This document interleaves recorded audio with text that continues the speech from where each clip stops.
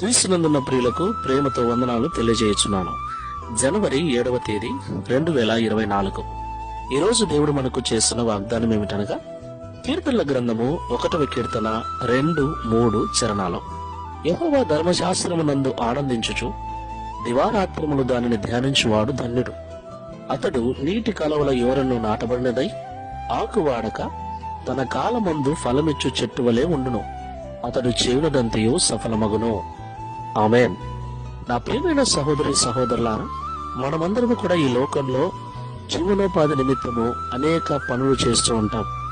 ఏ పని చేసినా అది సఫలము కావాలని, సంపూర్ణమైన లాభము పొందుకోవాలని ఆశిస్తూ ఉంటాం.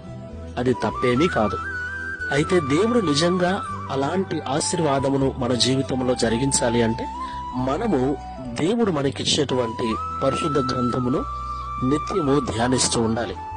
విన్న వాక్యమును, చదివిన వాక్యమును ఎప్పుడు కూడా నెమరవేసుకొనొచ్చు మన జీవితానికి అన్వయించుకుంటూ ఉండాలి. అలాగున ఏ విశ్వాసి అయితే ఈ లోకంలో జీవిస్తూ ఉంటారో అలాంటి వారు చేసే ప్రతి పనిని దేవుడు సఫలము చేస్తానని వాగ్దానం చేస్తున్నాడు. ప్రార్థన చేసుకుందాం. సర్వలోకనాథుడైన తండ్రి, సర్వేశ్వరుడమైన ప్రభువా, మీకు స్తోత్రాలు చెల్లిస్తున్నాం. ఈ ఉదయకాల సమయంలో మాతో మీరు మాట్లాడిన ప్రతి మాటను బట్టి వందనాలు. నిజమే తండ్రి, మేము మా జీవనోపాధి నిమిత్తమై, కుటుంబ పోషణ నిమిత్తమై అనేక పనులు చేస్తూ ఉంటాం, అనేక కార్యములు తలపెడుతూ ఉంటాం. మేము చేస్తున్న ప్రతి పని, తలపెట్టిన ప్రతి కార్యము 100% సఫలము కావాలని కోరుకుంటూ ఉంటాం, ఎంతో ప్రయాసపడుతూ ఉంటాము కూడా. అయితే మేము చేసే ప్రతి పని సఫలము కావాలి అంటే కష్టపడటముతో పాటుగా నీ వాక్యమును అనుదినము ధ్యానించాలని, మేము ధ్యానించిన చదివిన వాక్యమును మా జీవితమునకు అన్వయించుకొని వాక్యానుసారంగా జీవించినప్పుడు మేము చేయనిదంతయు సఫలము చేస్తారని, మా జీవితము ఎప్పుడు కూడా తన కాలమందు ఫలమిచ్చే చెట్టు వలె పచ్చగా ఉంటుందని మాతో మాట్లాడాం.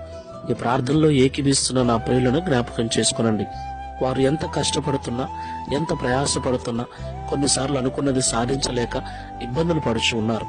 దానికి కారణం కష్టపడుతున్నారు కానీ నీ వాక్యమును ధ్యానించటం లేదేమో, ధ్యానిస్తున్నారు కానీ వాక్యమును జీవితానికి అన్వయించుకోవటం లేదేమో.